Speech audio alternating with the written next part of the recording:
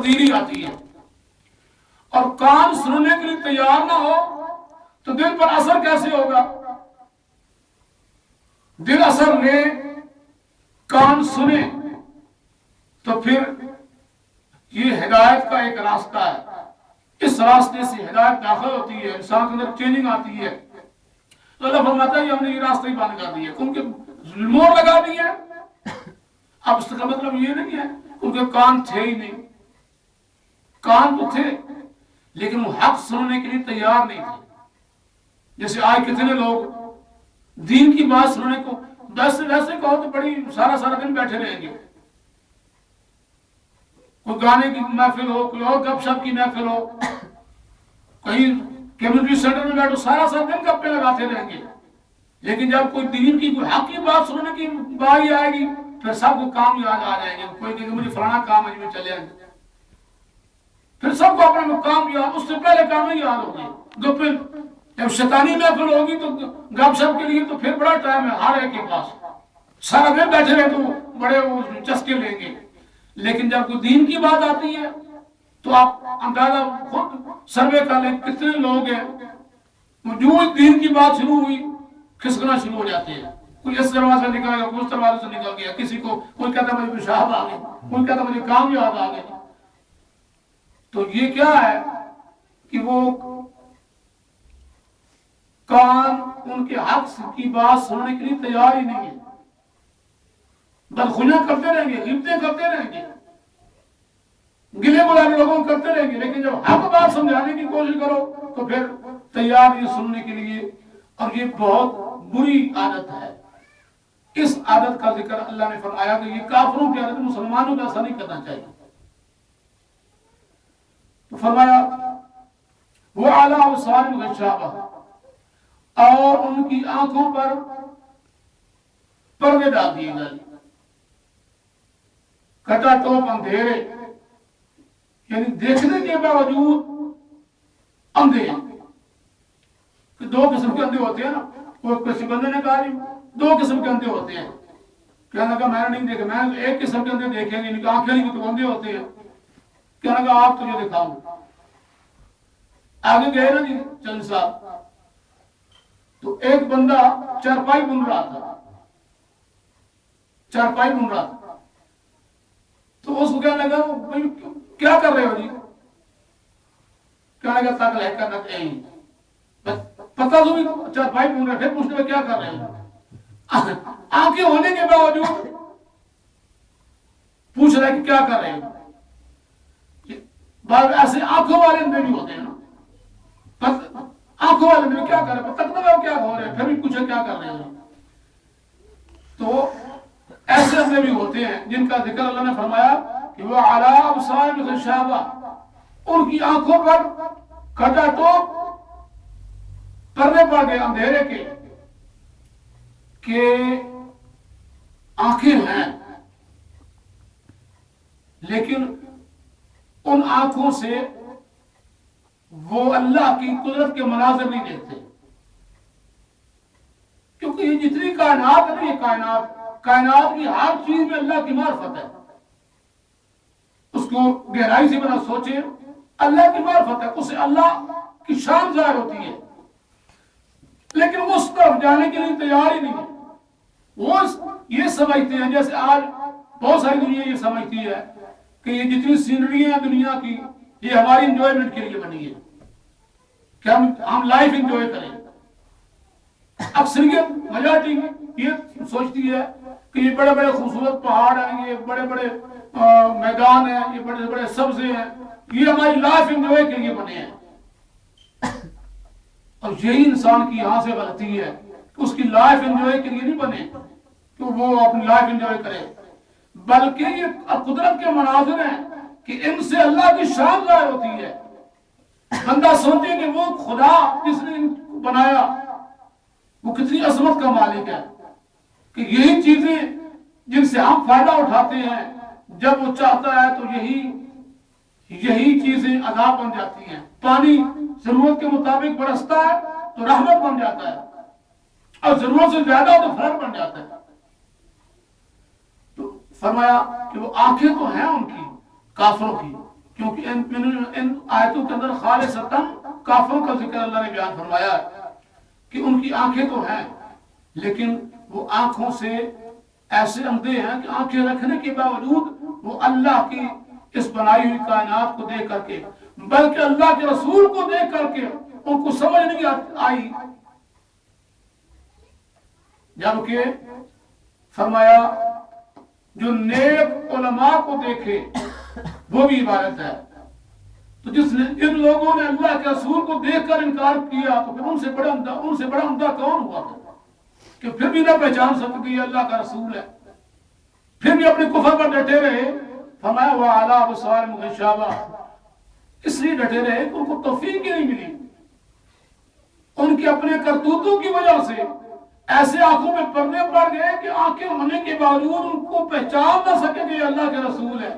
پھر بھی وہ اپنی طرف سے باتیں بناتے رہے. کوئی کہتا رہا یہ ساحر ہے, کوئی کہتا رہا یہ مجنون ہے, کوئی کچھ کہتا رہا, کوئی کچھ کہتا رہا, اور اپنی بدبختی کو پھر اور دعوت دیتے رہے. حضور اکرم صلی اللہ علیہ وسلم کے بارے میں ایسے الفاظ کہہ کے اپنی بدبختی کو اور دعوت دیتے رہے بجائے اس کی کہ وہ پہچان جاتے. تو یہ ان کی آنکھیں ہونے کے باوجود آنکھوں پہ پردے تھے کہ اللہ کے رسول کو نہ پہچان سکے. یہ تو دنیا میں گھاٹے میں رہے نا. اللہ فرماتا ہے وَلَهُمْ عَذَابٌ عَظِيمٌ. دنیا کا گھاٹا یہ تھا کہ اس پوری کائنات کے اندر جب سے رب نے رات و دن کا نظام بنایا اس وقت سے لے کر تا صبح قیامت اس کائنات کے اندر سب سے قیمتی بہترین گھڑیاں وہ تھیں جن گھڑیوں میں اللہ کے رسول اس زمین کے اوپر اپنی ظاہری زندگی کے ساتھ جلوہ گر تھے. وہ لمحے, وہ گھڑیاں, وہ زمانہ اس پوری کائنات میں پوری خدا کی جب سے رب نے سورج کو چڑھانا شروع کیا, سورج نکلنا شروع ہوا, اس وقت سے لے کر تا صبح قیامت سب سے بہترین زمانہ, سب سے بہترین وقت وہ وقت اور وہ زمانہ تھا جب رسول اللہ صلی اللہ علیہ وسلم اس دنیا میں ظاہری زندگی کے ساتھ موجود تھے. اب اس زمانے میں بھی جو حضور کی ہوتے ہوئے بھی فائدہ نہ اٹھا سکا, اس سے بڑا کوئی نقصان اٹھانے والا نہیں ہے. سب سے بڑا نقصان انہوں نے اٹھایا اس کائنات کے اندر. یہ تو دنیا کا خسارہ, دنیا کی ذلت ہوئی نا. اللہ فرماتا ہے وَلَهُمْ عَذَابٌ عَظِيمٌ, اور آخرت کے اندر ذلت یہ ہوگی کہ بہت عظیم, بہت سخت ان کو عذاب ہوگا.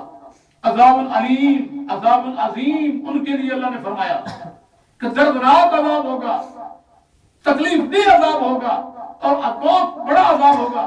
کتنا بڑا عذاب ہوگا اس کا ہم تصور نہیں کر سکتے. عظیم بہت بڑی شے ہے, اس کے مقابلے میں قلیل. آپ دیکھیں کہ اللہ تبارک و تعالیٰ نے اس پوری دنیا کا ذکر فرمایا قُلْ مَتَاعُ الدُّنْيَا قَلِيلٌ. دنیا کے اندر جتنا ساز و سامان ہے, دنیا کے اندر جو کچھ ہے, یہ کیا ہے؟ قلیل, تھوڑا ہے. یہ دنیا کی متاع, اس کے بارے میں فرمایا قُلْ مَتَاعُ الدُّنْيَا قَلِيلٌ, بالکل تھوڑا ہے. خالی تھوڑا بھی نہیں فرمایا, قلیل, بہت ہی تھوڑا ہے.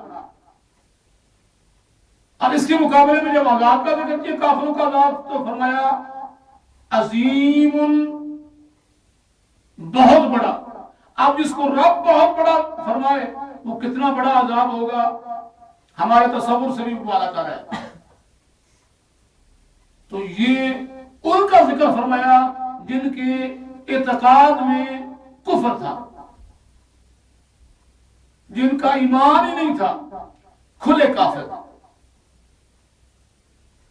تو اس سے یہ واضح ہوتا ہے کہ اعمال سے پہلے عقائد کا درست ہونا یہ بڑا ضروری ہے, اور آج مسلمانوں کو اس کی اور زیادہ ضرورت ہے اس زمانے میں. کیوں؟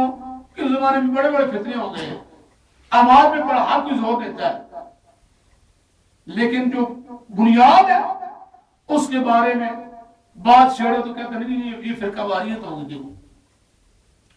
وہ جو اصل چیز ہے اس کے بارے میں بات کرو, کہتے ہیں یہ لڑانے والی بات ہے جی, یہ فرقہ واریت ہوگی, بس سب مسلمان ہیں جی. جو کلمہ پڑھتا ہے اس کو مسلمان کون ہے؟ وہ کلمہ تو کیا نام ہے میں نہیں پڑھ رہے ہیں, تو ان کو کیوں کافر کہتے ہو جی؟ کلمہ تو میں نہیں بھی پڑھ رہے ہیں، کافر کیوں کہتے ہو؟ اسی لیے حالانکہ بظاہر دیکھو تو وہ بھی نمازیں پڑھ رہے ہیں، اذانیں دے رہے ہیں، پھر بھی پوری امت کافر کہہ رہی، کیوں کہہ رہی ہے؟ کہ ان کا عقیدہ درست نہیں ہے۔ اس لیے یہ کہہ دینا کہ بھائی سب کلمہ پڑھتے ہیں، سب ٹھیک ہے جی، سب مسلمان ہی ہیں، نہیں، ہر زمانے کے اندر ڈیفینیشن مختلف تھی، ہر زمانے میں۔ جس طرح آپ فرماتے ہیں کہ کوئی زمانہ تھا نا ڈالڈا گھیو نہیں سی، صرف دیسی گھی ہوتا تھا، اس کو دیسی کہنے کی ضرورت نہیں ہوتی تھی، کہتے ہیں بس گھی ہے جی، ٹھیک ہے نا جی، بس گھی ہے۔